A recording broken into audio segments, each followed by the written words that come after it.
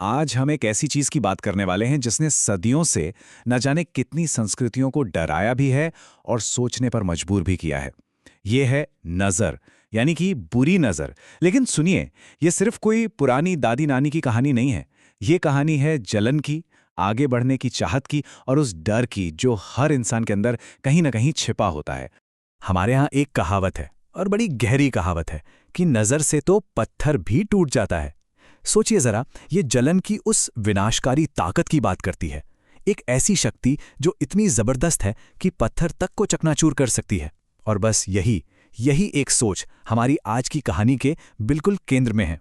तो चलिए शुरू करते हैं।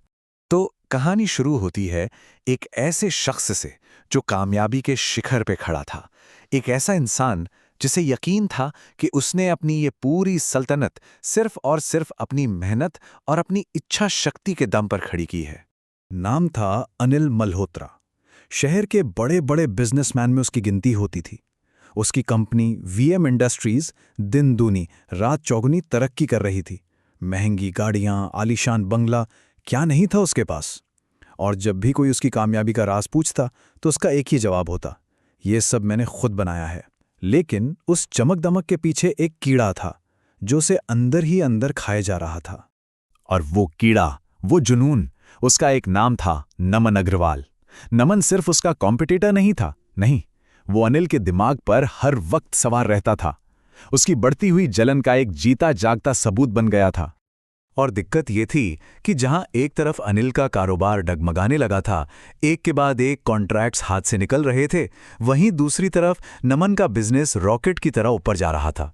ये एक ऐसा पैटर्न था जिससे अनिल अब नजरअंदाज नहीं कर पा रहा था। और बहुत जल्द उसकी सोचने समझने की शक्ति निराशा में डूब गई। उसके दिमाग ने उसे यकीन दिला दिया कि भाई ये किस्मत का खेल नहीं है, ये तो एक श्राप है। नमन ने उस पर नजर लगा दी है। तो होता क्या है जब एक पढ़ा लिखा मॉडर्न बिजनेसमैन अपनी सारी लॉजिक, सारा तर्क ताक पर रख देता है? वो एक ऐसे रास्ते पर निकल पड़ता है जो सीधे अंधेरे की ओर जाता है, जहां पुराने टोटके और अंधविश्वास का राज होता है। तो कहीं से कानाफूसी में उसे पता चला और अपने ड्राइवर की सलाह पर अनिल पहुंच गया शहर के बाहर एक डरावने शमशान घाट पर। हवा में जलती लकड़ियों की और एक अजीब सी मीठी मीठी महक भरी हुई थी। वहां एक धधकती हुई चिता के सामने एक अघोरी बैठा था। बिखरे बाल, पूरे शरीर पर राख मली हुई और आंखें आंखें ऐसी जैसे उन्होंने रात को ही पी लिया हो। अनिल ने मदद की भीख मांगी, पर अघोरी की नजरें तो जैसे एक्सरे मशीन हो। उन्होंने सीधा उसके दिल के अंधेरे को देख लिया। मदद नहीं, उस साधु ने कहा, और उसकी आवाज अलाव की चटचट जैसी थी, तुझे बदला चाहिए। अघोरी ने राख और मिट्टी से एक कच्ची सी गुड़िया बनाई और उस रस्म के सीधे लेकिन भयानक नियम बताए। दुश्मन की तस्वीर, 3 सुइयां। लेकिन फिर आई आखिरी और सबसे सबसे जरूरी शर्त, एक चेतावनी जो हवा में तैर रही थी। तुम्हें कभी भी किसी भी हालत में डरना नहीं है। जिस पल डर तुम्हारे दिल में आया, ये जादू तुम पर ही पलट जाएगा। अनिल, जिसे लग रहा था कि अब तो जीत पक्की है, वो इस चेतावनी पर बस हंस दिया। डर? अरे डर तो कमजोरों के लिए होता है, उसे कोई शक नहीं था। और जैसे ही उसने वो रस्म पूरी की, समझिए कायनात के पहिए घूम गए। नमन के लिए सब कुछ तबाह हो गया, तेजी से और बुरी तरह से। उसके प्रोजेक्ट्स एक एक कर फेल हो गए, उसकी कंपनी दिवालिया हो गई, और तो और एक भयानक कार एक्सीडेंट में वो मरते मरते बचा। और जहां नमन की जिंदगी बर्बाद हो रही थी, वहीं अनिल की जिंदगी ऐसे फल फूल रही थी जैसे किसी मुरझाए बगीचे के बगल में कोई जहरीला पौधा उगाया हो। नए कॉन्ट्रैक्ट्स, नया बंगला, पहले से भी बड़ा ऑफिस, हर तरफ उसकी जीत के चर्चे थे। अनिल को लगा जैसे उसने अपनी किस्मत को ही अपनी मुट्ठी में कर लिया है। वो सोचता, उस एक रात ने मेरी तकदीर ही बदल दी, अब तो दुनिया मेरे कदमों में है। लेकिन कहते हैं ना, अंधेरे से किए गए सौदों की कीमत चुकानी पड़ती है, हमेशा। और जल्द ही अनिल की कामयाबी के उस चमचमाते मुखौटे पर दरारें पड़ने लगी। शुरुआत बहुत हल्की थी, मतलब इतनी कि कोई भी उसे वहम समझकर टाल दे। एक रात उसे लगा जैसे वो मिट्टी की गुड़िया अपनी जगह से जरा सी हिली है। फिर बुरे सपने आने लगे। नमन की डरावनी तस्वीर जो मुस्कुरा रहा था और कानों में फुसफुसा रहा था, ये ज्यादा दिन नहीं चलेगा, जादू जरूर पलकेगा। और पहली बार अनिल के आत्मविश्वास पर एक ठंडी पकड़ जम गई, डर। वो अघोरी की उस इकलौती चेतावनी को तोड़ने की कगार पर था। और फिर वो रात आ ही गई, वो रात जब डर सिर्फ एक फुसफुसाहट नहीं बल्कि एक दहाड़ बन गया और कहानी को उसके भयानक आखिरी अंजाम तक ले गया। घड़ी में वक्त था रात के ठीक 2:47। अनिल अपने शानदार ऑफिस में अकेला बैठा था। उसकी मेज पर वो मिट्टी की गुड़िया जो हफ्तों से बेजान पड़ी थी अचानक कांपने लगी। ऊपर की लाइटें टिमटिमाने लगी और पूरा कमरा एक अजीब सी डरावनी रोशनी में नहा गया। और फिर धीरे धीरे बहुत ही अजीब तरीके से उस गुड़िया का सिर घूमने लगा।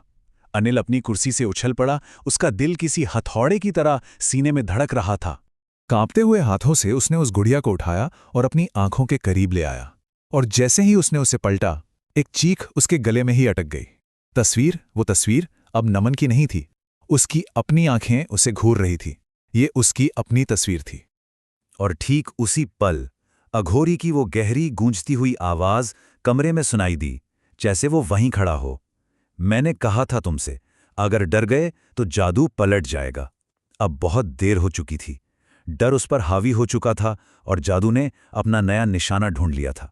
कहानी का ये अंत हमें एक ऐसी सच्चाई की ओर ले जाता है जो शायद किसी भी काले जादू से ज्यादा डरावनी है। उसका पतन बहुत तेज था और पूरा था। कुछ ही महीनों के अंदर अनिल ने वो सब कुछ खो दिया जो उसने कमाया था।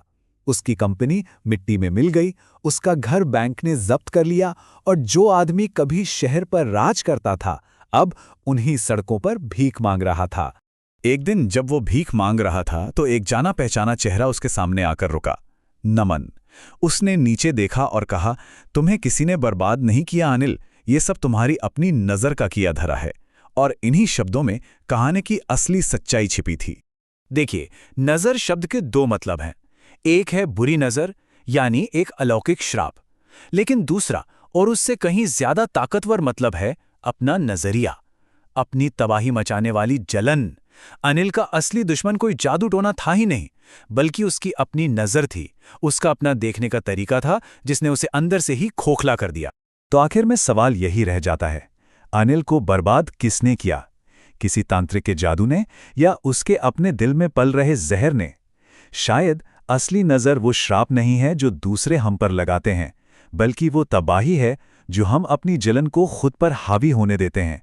एक ऐसी आग जिसे हम दूसरों को जलाने के लिए जलाते हैं और आखिर में खुद ही उसमें भस्म हो जाते हैं।